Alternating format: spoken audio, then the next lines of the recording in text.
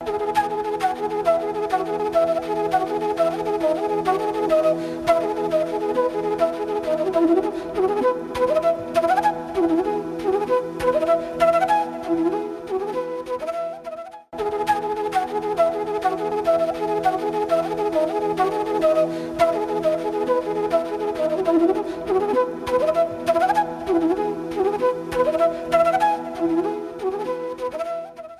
afternoon. Welcome to EduSet Network.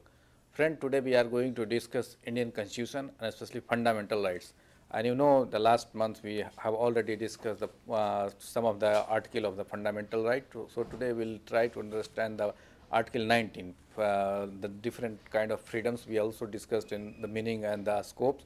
And so today we will try to understand a different dimension of the rights given in the Article 19 of the Constitution. And for discussion on this very topic, we have in the studio Dr. Rakesh Kumar. He teaches in University School of Law and Legal Studies in Guru Gobind Singh Indraprastha University, and he has keen interest in the Indian Constitution. So I think his knowledge and experience will help us to understand this topic and will give insight how to interpret or how to understand, try to understand the articles given in fundamental rights. So on your behalf, I welcome him for the EduSet lecture on this very topic. Welcome, sir. Thank you, sir. In my previous lecture on fundamental right, I have given you the basic outline about the six fundamental freedom which is being provided by Article 19 of the Constitution. In my previous lectures, what I said that the Article 19 provide to the all citizens of India six basic fundamental freedom which they can exercise throughout the territory of India. What I said in the previous class is that the right which has been provided by Article 19 comprises of freedom of speech and expressions, then freedom of assembly without arms, freedom of associations or union, freedom of movement throughout the territory of India, freedom of residence and settlement, and freedom of professions, occupations, trade or business.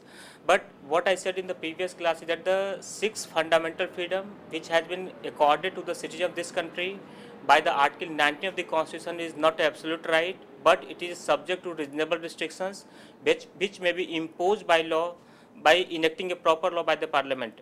And the reasonable restrictions is already being provided by different clause, that is the clause 2 to 6 of Article 19 itself. The first article which I have taken up in the previous class, the Article 19 clause 1 subclause A, that deals with the freedom of speech and expression. But the freedom of speech and expression is definitely not absolute right, but it is subject to reasonable restrictions, and the ground on which the restrictions can be imposed on the citizens' right to freedom of speech and expressions, that is being provided by the clause 2 to Article 19, and it includes the security of the state, friendly relations with the foreign states, public order, decency or morality, contempt of court, defamations, incitement to offence, and sovereignty and integrity of India. In the previous class, I have already explained you the nature and scope of Article 19, Clause 1, Subclause A of the Constitution. In today's lectures, I will try to build up on my previous lectures, and today I will take up the various dimensions of the freedom of speech and expressions. The first dimensions which pertains to the freedom of speech and expressions pertains to the government right to impose the prior censorship on the press and electronic media. The questions which has arisen regarding as to whether the government will have any authority to impose any kind of restrictions on the press regarding publications of any burning topic of the day. This issue has directly arisen in the Ramesh Thapar in Brij Bhushan v. State of Delhi case way back in 1950. And in this case, the fact of this case was that the Chief Commissioner of Delhi, in pursuance of Section 7 of the East Punjab Safety Act 1940, issued an order against the printer, publishers and editor of newspaper organizers, directing him to submit for scrutiny in duplicate about all the communal matter relating to Pakistan till further order. And the constitutionality of this government order, the constitutionality of this executive order which was being issued by the government under Section 7 was being challenged before the Supreme Court, and the Supreme Court said that the impositions of prior censorship of the journal is a restrictions of the liberty of the press, which is an essential part of the freedom of speech expressions as provided by Article 19 Clause 1 subclause A of the Constitution. So this case first time has clearly demonstrated that the government is having no power to impose any kind of prior censorship on any press, and the press cannot be prohibited from discussing the burning topics of the day. And this issue was again taken up by the Supreme Court in 1957 in Birendra versus State of Punjab case.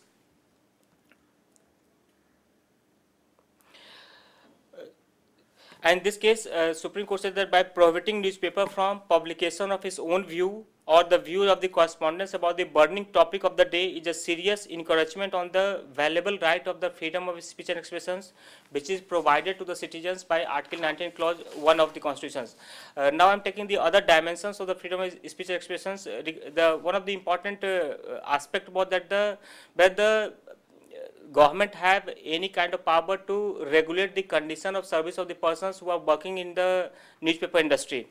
This issue has arisen directly in the Express newspaper versus Union of India case in 1958, and in this case the validity of the Journalist Act 1955 was being challenged on the ground that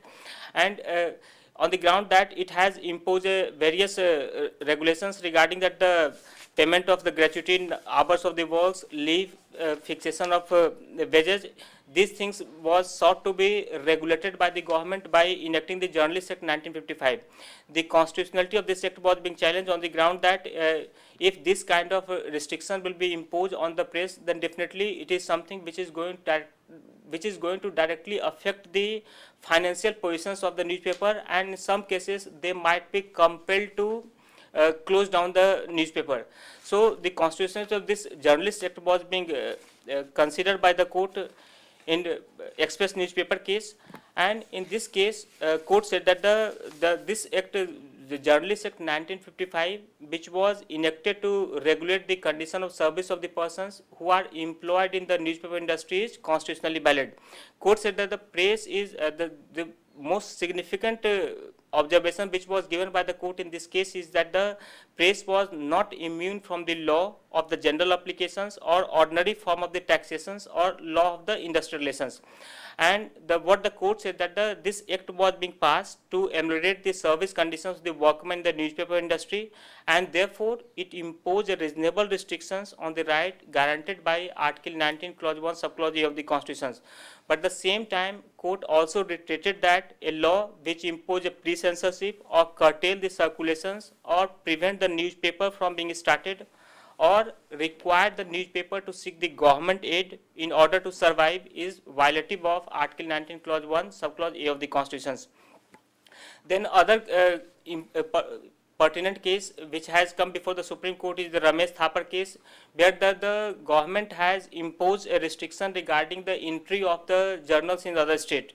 Here, this case, the government of Madras, in exercise of the power conferred under Section 9, Clause 1 of the Maintenance of the Public Order Act 1949, has prohibited the entry and circulations of the English journal Crossroad. This journal was being published in the state of Bombay, and it is sought to be circulated in the state of Madras. Here in this case, the court said the law banning entry and circulation of journal in the state was invalid, and the court further said that there can be no doubt that the freedom of speech and expressions include the freedom of propagation of ideas and the freedom that is ensured by the freedom of circulations. So indeed, without circulation, the publications would be of little value. So it is not merely the publications of the views that is important, but the other important aspect of the freedom of press also include the freedom of circulations, and it is through the circulation that the idea get propagated, idea get transmitted to the different persons who are supposed to receive those ideas, those views, those expressions which is being published by the newspaper or which is being published or transmitted by the electronic industry. Then the other case, in this case where the Supreme Court has occasions to examine the government attempt to regulate the newspaper industry, that regarding the government attempt to fix the government intentions to fix the number of pages which the newspaper may have in any particular day's publications. This issue was being addressed by the Supreme Court in Sakal Paper Limited versus Union of India case in 1962, and in this case Delhi newspaper price and page control order 1960 which empowered the government to regulate regulate the price of newspaper in relations to their pages and size, and to regulate the allocation of space for advertisement was being sought to be regulated. And in this case, the issue before the court was that whether this kind government will have the power to impose this kind of restrictions or not. In this case, the circle newspapers or the petitioners has contended before the Supreme Court that any increase in the price without increase in number of pages would reduce the volume for the space for the circulations, and second, any decrease in the number of pages would reduce the column space for news, views or idea. In this case, court said the act or order which place a restraint on the freedom of press to circulate, as therefore it is a violative, and the court further said that freedom of speech and expressions could not be restricted for the purpose of regulating the commercial aspect of the activity of the newspaper. So this is one of the important findings of the Supreme Court, where the Supreme Court has tried to expand the horizons of freedom of speech and expressions, and the Supreme Court said that merely for the purpose of regulating the commercial aspect of newspaper cannot be considered a criteria for imposing this kind of restrictions, where the press can be subjected to the restraint that they cannot increase the number of pages, or they cannot have the sufficient space for the advertisement, because advertisement is also one of the important means of the communications, one of the important means of the marketing, and it is through the advertisement that the nature and quality of the product is being made known to the persons who intended to consume. So this is the important dimension where the court has extended the meaning of the freedom of speech by saying that it also include the commercial advertisement. Then other case where the Supreme Court and where the press industry and the government was in direct confrontations regarding in Bennett Coleman and Company Limited versus Union of India in 1973, where the government by their import policy for the newsprint in 1972-73 and newsprint control order 1962 laid down the following restrictions. The first restriction was that no newspaper or new editions can be started by the common ownership unit even within the authorized quota of the newsprint. The second restriction was the maximum number of pages was fixed to the 10, and no adjustment is permitted between the circulations and the pages as to increase the page. The third restriction was that no interchangeability is permitted between the different papers of the common ownership unit or different editions of the same newspaper.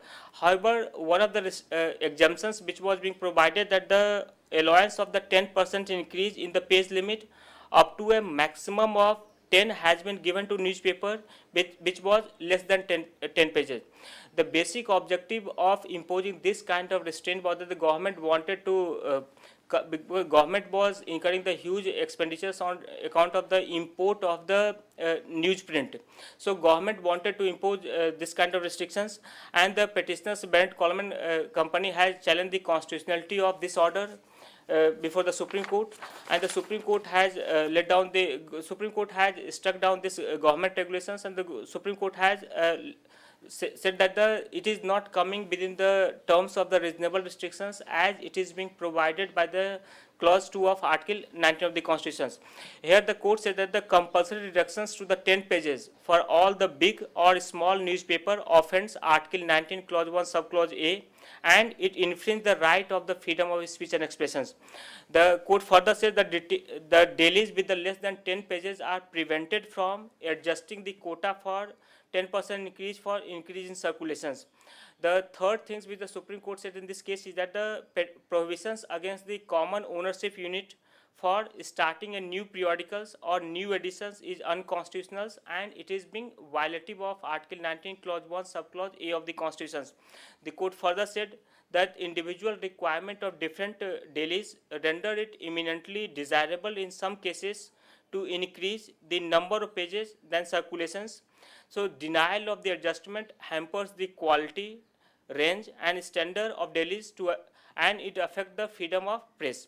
So as a result of the restrictions on the page limit, the newspaper will have to sacrifice the advertisements, and that will weaken the financial positions of the newspaper industry. So government attempt to curb the newspaper industry was again being somehow checked by the Supreme Court in Bennett Coleman case. Now I'm coming to the other dimensions of the freedom of speech and expressions. That is whether the government has any right to impose any kind of prior restraints on the publications of defamatory material against its officials. This case is this issue has directly came before the Supreme Court in R. Rajagopal versus State of Tamil Nadu case in 1994, and this case is popularly known as Otto Shankar case. The fact of this case was that the Otto Shankar was the condemned prisoners, and he was inside the jail. He wanted to publish autobiography in which he wanted to give the detailed accounts of how the different politicians and government officials has misused him, and they have taken their favors for various kind of the things. So the government was apprehending that once these kind of the autography will be published, then the different political personality as well as the government official will be subject to the various kind of scrutiny by the public. So it will be something which is the government was apprehending that is something which is going to defame them. So this case was directly taken by the Supreme Court, and this case was decided by the Supreme Court by the division bench consisting of Justice B.P. Jeevan Reddy and Justice Suhas C. Sen. In this case, the Supreme Court says that the government has no authority in law to impose a prior restraint upon the publications of defamatory material against its officials. So this is the major finding on the part of the Supreme Court, where the Supreme Court has categorically stated that the government cannot impose any kind of restraint upon the press regarding publication of anything which they apprehend to be defamatory. The second, the court said the public authority who apprehends that they or other colleagues may be defamed could not prevent the press from publication of such material, but they could take actions for damage after the publication if such publication is found to be defamatory and it is not based on the true facts. The court further said that no actions could be initiated against the press if the publication was based on the public record, including the court records. And the freedom of press, the court says, means the absence of interference by the state except in so far as is authorized by the constitutions, so and by the law. So here the government cannot simply try to impose restraint on the basis of their own assessment. If the government wanted to impose a restraint, then definitely in that case government has to ensure that these restrictions are being on the basis of any one of the ground that is being specified by the clause 2 to 6 of Article 19 of the Constitutions. On some of the other important finding in the Otto Shankar case was on the aspect of the citizens' right to privacy. On this issue, the citizens' right to privacy, the court said that it is included in Article 21 of the Constitutions, and citizen has right to safeguard the privacy of his own, his family, marriage, procreations, motherhood, childbearing, and educations, among other things, and none can publish anything concerning the above matters without the person's consent, whether the truthful or otherwise, whether laudatory or critical. And if he does so, then it would be violative of right of the privacy of the person's concerns, and he would be liable for actions of damage. And the other important things which was considered by the Supreme Court in Otto Shankar case regarding that any publications concerning the privacy aspect would becomes unobjectionable if such publication was based on the public records, including the court records. So it is for this reason that once the matter becomes a matter of public record, the right of privacy is no longer subsist, and it becomes a legitimate subject for the comment by the press and media and others. So it is enough for the press to prove that it is acted after a reasonable verifications of the fact, and it is not necessary for the press to prove that what is published was true. However, this case is also very important because here the Supreme Court has given a certain advice regarding the publications of certain matter which pertains to which are in the interest of decency, and the court said in the interest of decency an exception has to be carved out to this rule, that the name of the female who was the victim of the sexual assault, kidnapping, abductions, or the like offences should not be published in the press. The right of the privacy of the public servant are on the different footing. In a free democratic society, a public official must always be open to criticism. and the court accordingly held that the petitioner was entitled to publish the autobiography of the Otto Shankar as it appeared from the public record. So somehow here the citizen was being empowered, citizen was given right to publish the autobiography also, and merely on the basis of apprehension that they will be subject to the public scrutiny cannot be considered a reasonable ground on which the government would be justified in imposing any kind of restraint upon any such publications. The other important dimensions of the freedom of press regarding that whether press is having the right to take an interview of the prisoners or not. If somebody has been put inside the jails and if the matter is sub judice or the matter is under trial, so whether in that case whether the press can claim that in exercise of the freedom of press, freedom of speech and expressions under Article 19 clause 1 subclause A of the Constitution, they have the fundamental right to interview such condemned prisoners. This issue has directly decided by the Supreme Court in M. Hassan versus Government of Andhra Pradesh in 1998. Here, in this case, the jail authority has refused to give permissions to the journalist and videographer for interviewing the prisoners sentenced to death on the following grounds. First ground was that it will give an opportunity to the public to campaign for reducing the sentence. The second ground was that it may lower the positions of the court. The third was that prisoners had not expressed the desire to be interviewed by the press. And fourth, it cannot be allowed for the safety and security reason. So these were the four specific grounds on which the press was being denied the right to take interview of the prisoners. Here in this case, this restraint, the ground on which the government has tried to keep the press away from the taking interview was being challenged by the Supreme Court, and it was Supreme Court has said that the denial by the jail authority to journalist and videographer to interview the condemned prisoners in the jail amounts to deprivations of the citizens' fundamental right of the freedom of speech and expressions under Article 19 clause 1 subclause A of the Constitution. The court further said every citizen has a right to propagate his ideas and views on many aspects of the prisoner's life through any available media without any fear or favor, as long as they stands the test of reasonable restrictions.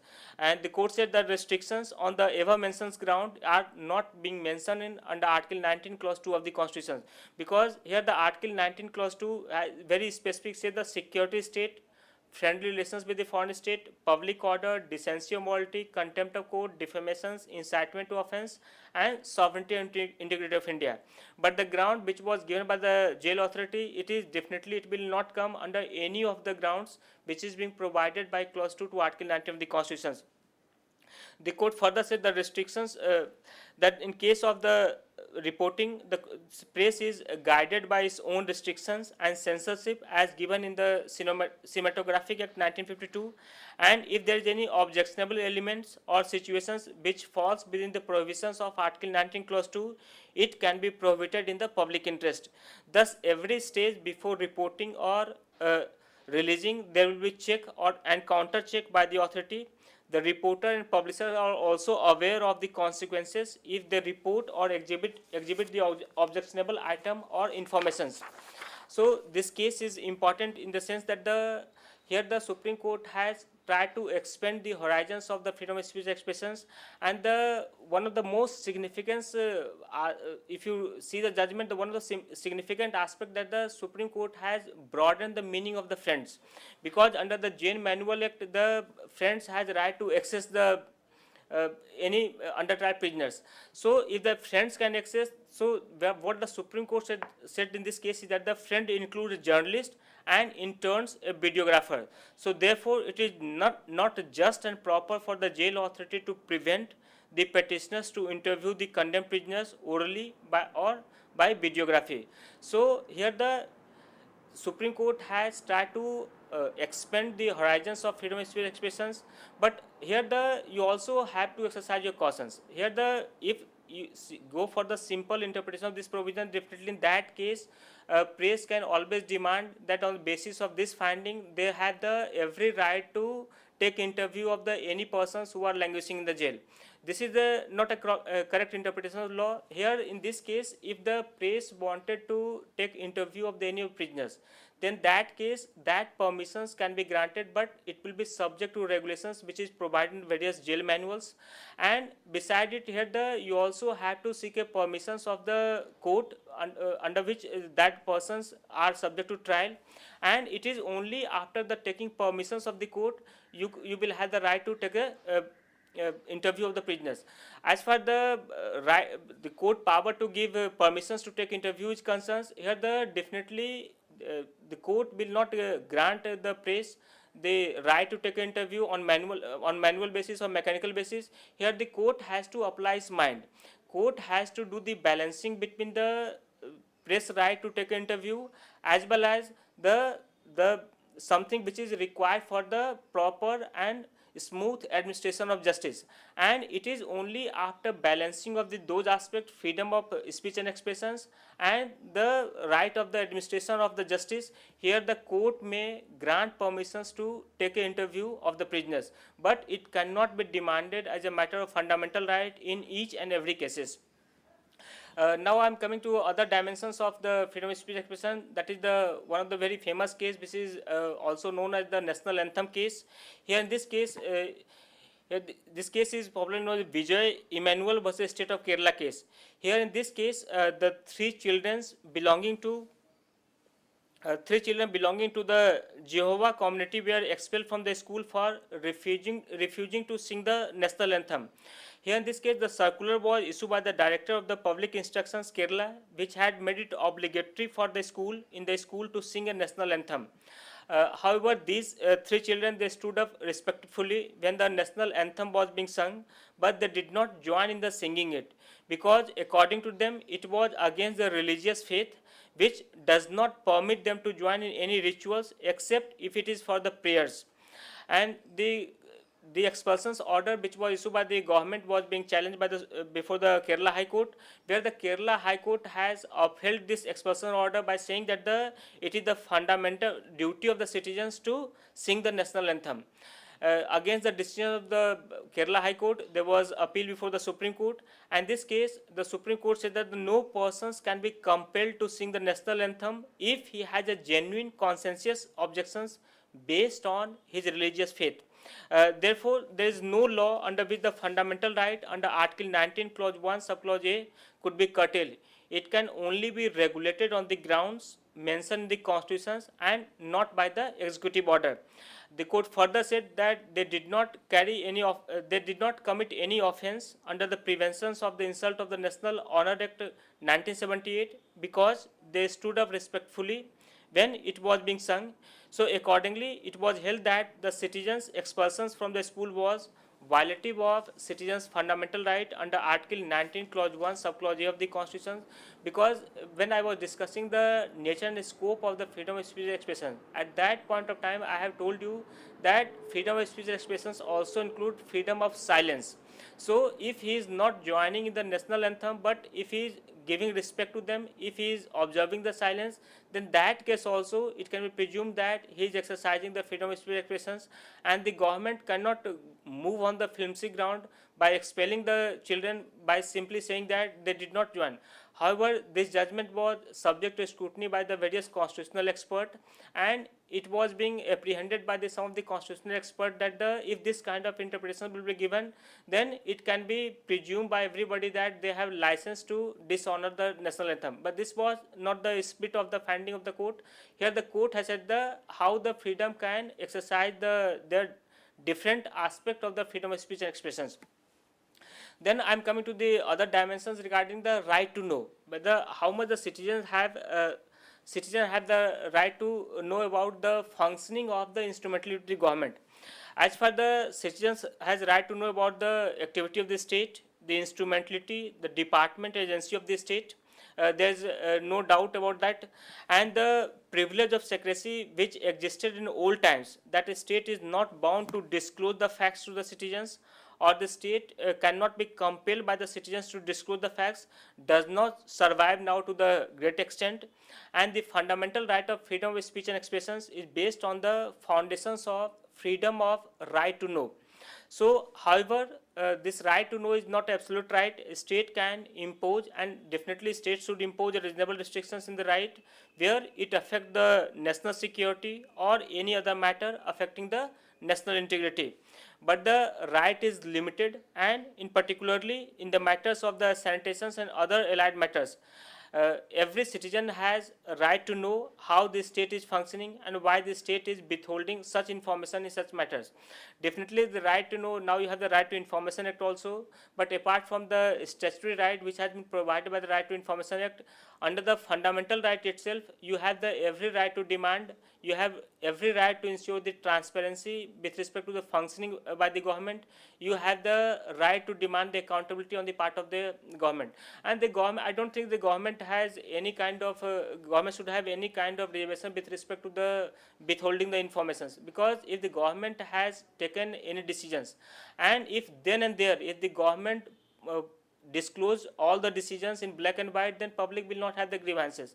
Public will know that why the government has taken these decisions, how the government has applied in mind, and what the various pros and cons.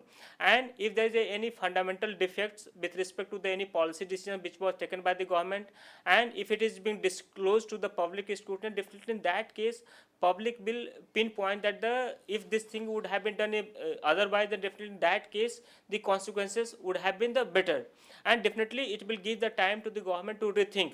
So it is not something which will merely ensure the transparency in the functioning of the government, it will also ensure the faith of the common citizens in the government functioning. So definitely the right to know is something which must be seriously taken by the government, and the government must ensure that whatever the decisions they are taking, they must put in black and white on the blackboard that they have taken these decisions and it is based on these rationales. So definitely, and it is something which is also had the very potentials to check the corruptions in the systems. So this is the as far the this fundamental right to know is concerns. Here the Supreme Court has given this right in the case of the LIC versus Manubhai D. Shah case in 1992, where it was held that the LIC is a state within the meaning of Article 12 of the Constitution. Therefore, it must function in best interest of the community. Because the LIC case pertains to the because one of the respondents, they wanted to get their article, get their rejoinder published in the LIC, which was it's a monthly journal which is published by the newspaper. In this case, the Supreme Court said the community is entitled to know whether or not the requirement of the statute is complied with by the LIC in its functioning, and the LIC's house magazine is financed from the public fund, and therefore its refusal to publish the respondent's rejoinder was unfair and unreasonable and arbitrary, and it was violative of the respondent's fundamental right of speech and expressions. This right is entitled the respondent to insist that his view on the subject should reach to those who read the magazines. But in the same time, the court also made it clear that by this ruling does not entitle all the citizens to get his article published in the LIC magazine on the ground that it is being financed by finance from the public fund. So it applies in a particular situations like this only.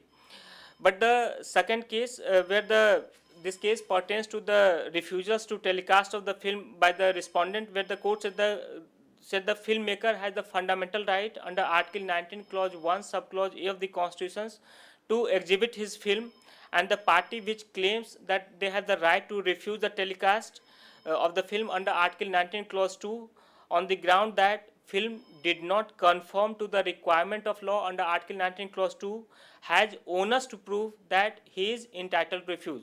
So if anybody wants that the film to be telecast in a public medium and the state wanted to refuse, then definitely in that case the state has to justify that it is not based on their monopoly of the wisdom, but it is based on the reasonable restrictions which is being provided by Clause 2 of Article 19 of the Constitution. So in this case, Supreme Court has directed Doordarshan to publish the award-winning film, directed Doordarshan to telecast the award-winning film. In other case, where the one of the constitutionality of the telecast of the one of the serial was being challenged in Odyssey Communications Private Limited versus Lok Vidyan's Sangmitra case in 1988, where in this case the respondent registered social organizations of the Pune has filed a PIL under Article 226 of the Constitution to restrain the Union of India, Ministry of Information and Broadcasting, and the state of Maharashtra from telecasting the serial of Honi Unhoni. This serial was telecast way back in 1988, and it was likely to spread the false or blind belief and superstitions among the members of the public.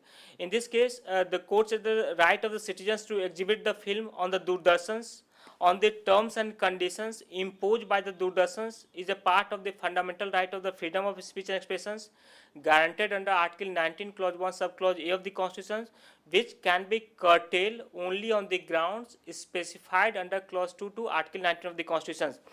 In the instant case, the court says the respondent has failed to show that the exhibitions of the serial was prima facie prejudicial to the community or likely to endanger the public morality. Therefore, this writ was being rejected by the High Court. So here the dimensions is that now the citizen has acquired the right to get any of the materials to be telecast on the public broadcasting medium like Doordarshans. So this is not something which can be claimed by any citizen. Definitely it will be subject to the restrictions which may be provided by the Prasar Bharati Act, and if the government wanted to impose restriction which is not something German to the Prasar Bharati Act or their rules and regulations, then definitely in that case government has to justify that the restrictions are any of the grounds which is being provided by Clause 2 to Article 19 of the Constitution. Now I'm coming to the new dimensions of the freedom of speech expressions. That is this is a very interesting case, the Secretary versus Ministry of Information and Broadcasting versus Cricket Association Bengal. First, I would wish to apprise you the fact of this case. This case was pertains to the Cricket Association of Bengal, which was willing to celebrate the Six Nations tournament, and in this case they have requested the Doordarshans to make arrangement for the telecast of matches from different venue in India. And the same time it was being communicated to Doordarshan that the Cricket Association of Bengal will have the right for the outside country telecast. Here this case the Doordarshan has refused to give the uplinking facility to TWI, the Trans World International, to which the Cricket Association of Bengal has given the right to transmit the cricket matches to the foreign country. Here in this case, Cricket Association of Bengal has also agreed to pay the royalty, but definitely in this case, Cricket Association of Bengal was agreed to receive more royalty from the TWI. Here, the writ petition was being filed on the behalf of the Cricket Association of Bengal, and it was being contended that they are exercising the freedom of speech expressions under Article 19, Clause 1, Subclause A of the Constitution, because the cricket is one of the means of the public entertainment, and it is through the public entertainment they are exercising a fundamental right. Here, the High Court has issued an order directing the Doordarshans to provide the facility for the telecast of the matches from all places in India, and also provide the uplinking facility to TWI. Against the order of the Calcutta High Court, government has approached before the Supreme Court, and before the Supreme Court it was being contended by the government that under Section 4 of the Telegraphic Act, the term telegraph also include telecast. So they had the monopoly. And second thing, the government contended that the Cricket Association of Bengal has not taken the prior permission of the government before granting the uplinking right to TWI. So here in this case, the constitutionality of this order was being challenged, and the main issue before the court was whether the government has any monopoly over the electronic media or not. In this case, was being decided by the division bench of the Supreme Court, consisting of Justice P.V. Sawant and Justice S. Mohan. Here, if you see the finding of the Supreme Court in this case, it has a very far-reaching dimensions. What the Supreme Court said, the government has no monopoly on electronic media, and citizen has under Article 19, Clause 1, Subclause A right to telecast and broadcast the views or through the electronic media, that is television, radio, any important event. Second, the government can impose restrictions only on the ground specified in the Clause 2 to Article 19 and not on any other grounds. A state monopoly on electronic media is not mentioned in clause 2 to article 19. The third, the fundamental right of speech and expressions include right to communicate effectively and to large populations not only in the country but also abroad. So there is a no geographical barrier to the communications.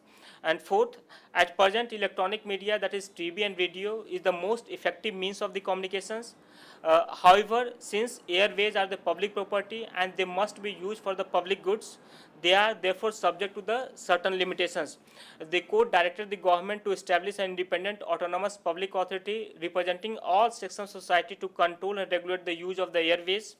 The court further directed the monopoly over the electronic media is inconsistent with the right to freedom of speech and expressions, and broadcasting media must be under the control of the public. Therefore, Justice Reddy, in his concurring judgment, has suggested that a suitable amendment should be made to the Indian Telegraph Act, keeping in view the modern telegraphic development in field of the information technology. Referring to the Prasar Bharati Broadcasting Corporation of India Act 1990, the judges said it would not be brought into force because the government did not choose to issue a notification under it. So this case is important in the sense that government has given the right that you have the right not only to exercise your fundamental freedom within the throughout the territory of India, but you can also exercise your fundamental freedom of speech and expression outside the territory of India. And this case is significant because here the Supreme Court has categorically stated that government has no monopoly over electronic media and members of the public have right to use it for the public good. Definitely it cannot be demanded as a matter of right in each and every cases. They must have to justify that it is intended to serve the public goods, and if any restriction has to be imposed, then definitely it must be on the grounds which is being provided by clause 2 of article 19 of the Constitution. It cannot be on any other extraneous considerations. Now I am coming to the other aspect of the freedom of speech expressions regarding the commercial advertisement. That whether the commercial advertisement is how much is the integral component of the freedom of speech expressions. This issue was being addressed by the Supreme Court in Tata Press Limited versus MTNL in 1995, where the three-judge bench of the Supreme Court comprises of Justice Kuldeep Singh, Justice Hansaria, and Justice Majumdar has held that commercial speech, that is advertisement, is a part of the freedom of speech and expressions granted under Article 19, Clause 1, Subclause A of the Constitution. It can only be restricted on the grounds specified in Clause 2 of Article 19, such as interest of the security of state, friendly relations with the foreign state, public order, decency or morality, or in relations to the contempt of court, defamations, or incitement to offense. However, the commercial advertisement which are deceptive, unfair, misleading, and untruthful could be regulated by the state. So this is the very important, because the commercial advertisement is very integral component of the marketing of the component, because unless you are aware of the component, definitely you cannot think about the purchasing of those components from the market. So this is the something, if the anybody is issuing the commercial advertisement, definitely by issuing the commercial advertisement, they are not simply doing the business, they are exercising their very vital fundamental right which is being provided to them by the Constitution under Article 19, Clause 1, Subclause A of the Constitution. But definitely if any of the advertisement which are deceptive in nature, which are unfair, misleading, definitely it can be regulated by the state. The other thing which the Supreme Court in this case says that advertisement is a commercial speech has two facts. Advertisement which is no more than the commercial transactions is nonetheless a dissemination of information regarding the product. In a democratic economy, free flow of the commercial information is indispensable.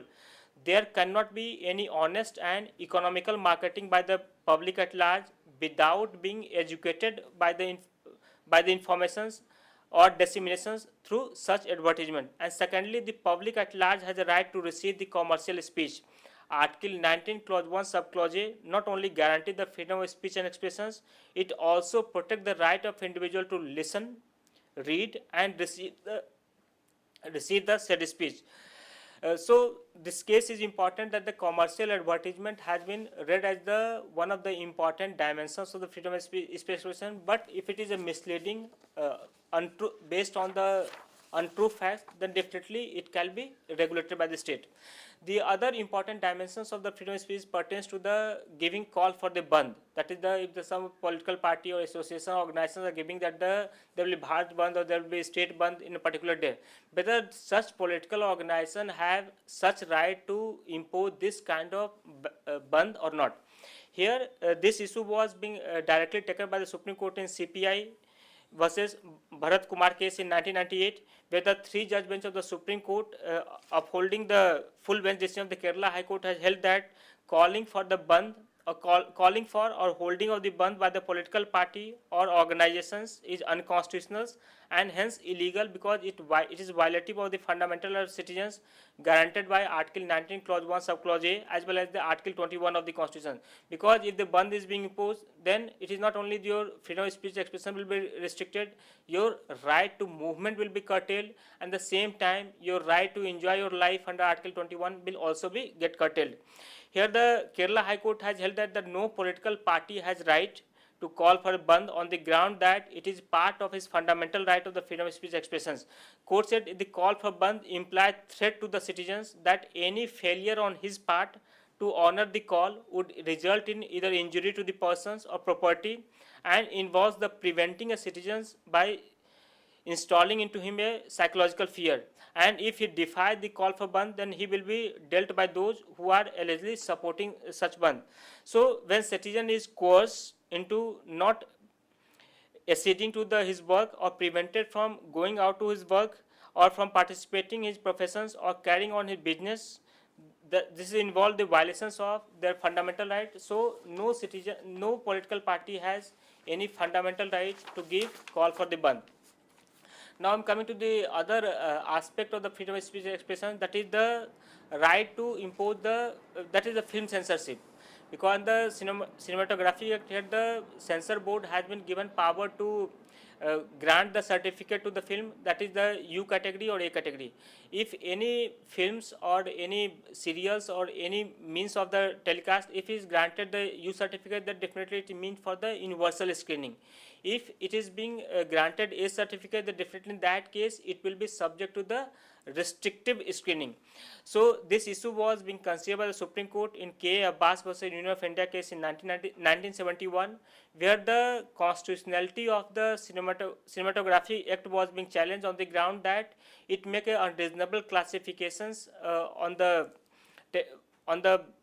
instrument of transmissions by providing a certificate under U category as well as the A category, and saying that this kind of restriction is not being provided by the Article 19 Clause 2 of the Constitutions.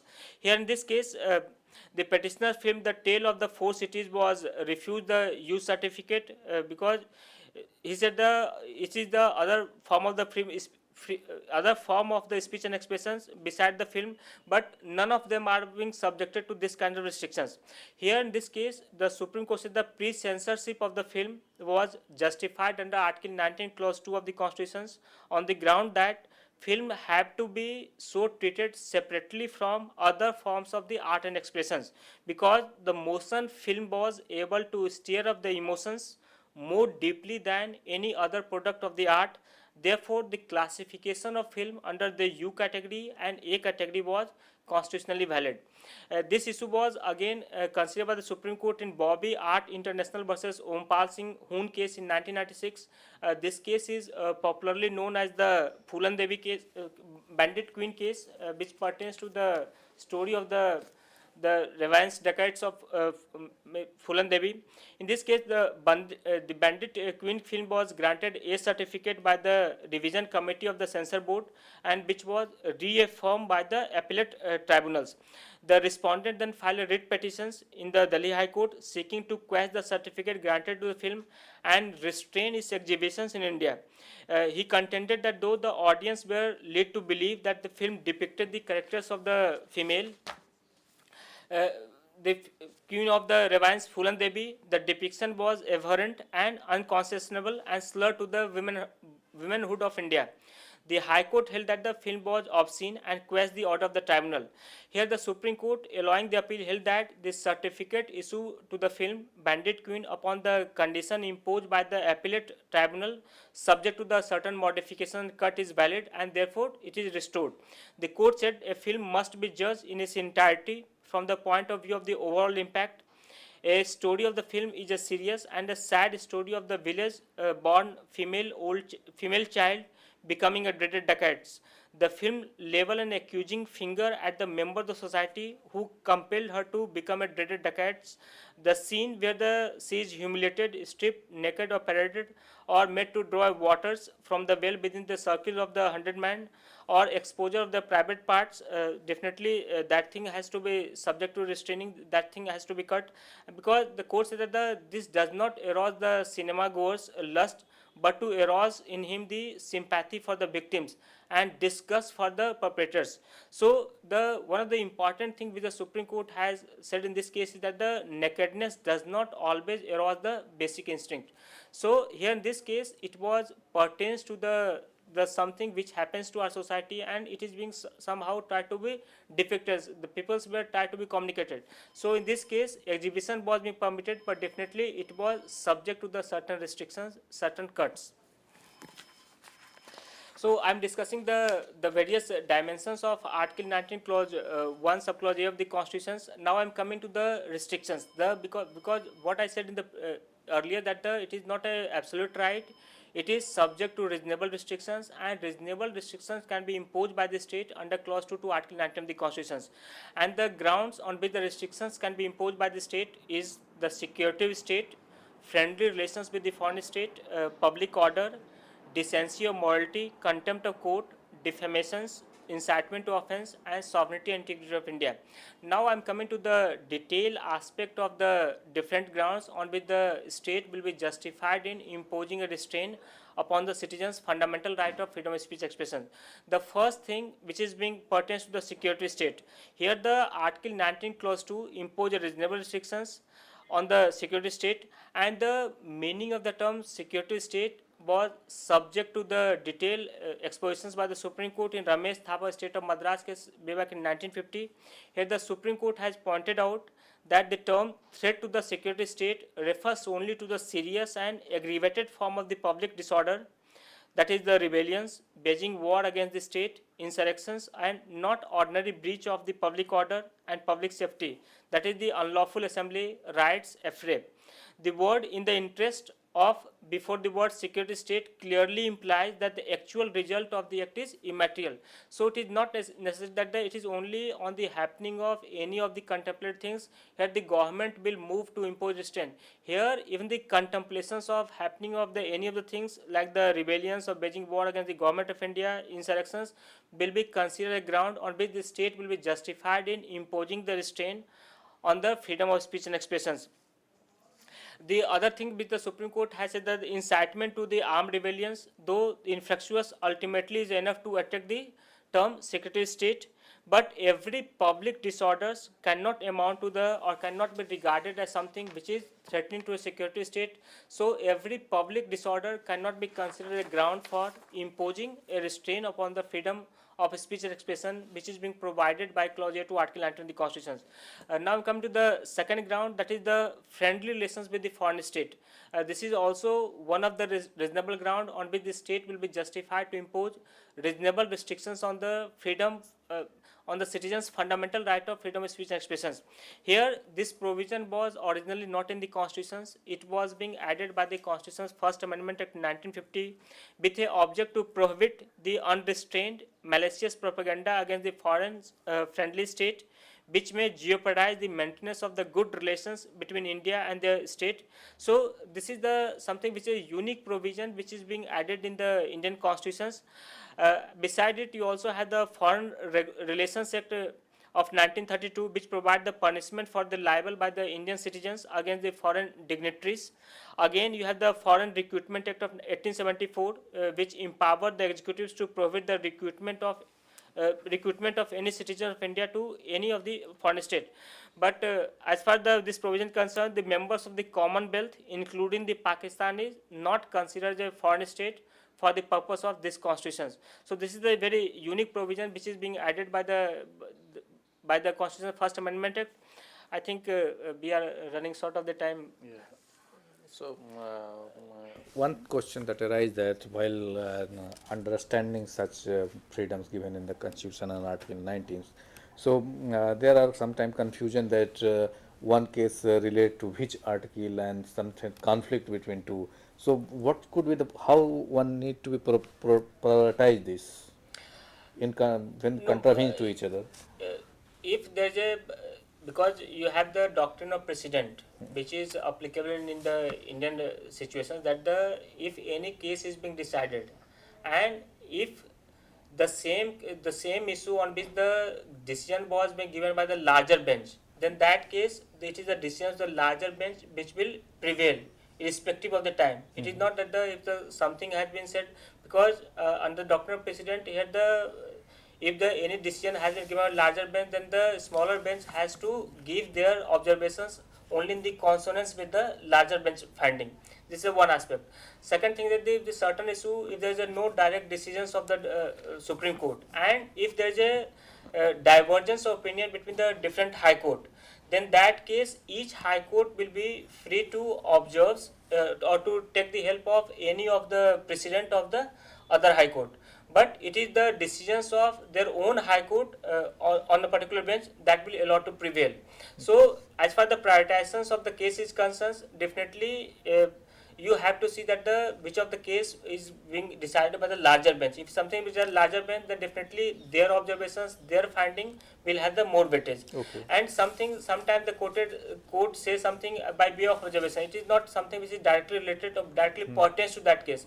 But that observation also has the very significant bearing, because it is always used as a advice, and it further give the directions to the other bench or the court to regulate their decisions according to that advice. Okay, suppose someone is not satisfied with as you were saying, that larger bench of any high court, so he can move to the Definitely, you can Supreme go Court. for the Article 143. You can go for you can file the review petitions, Okay. and the In under the review High Court petitions- or in Supreme Court? No, if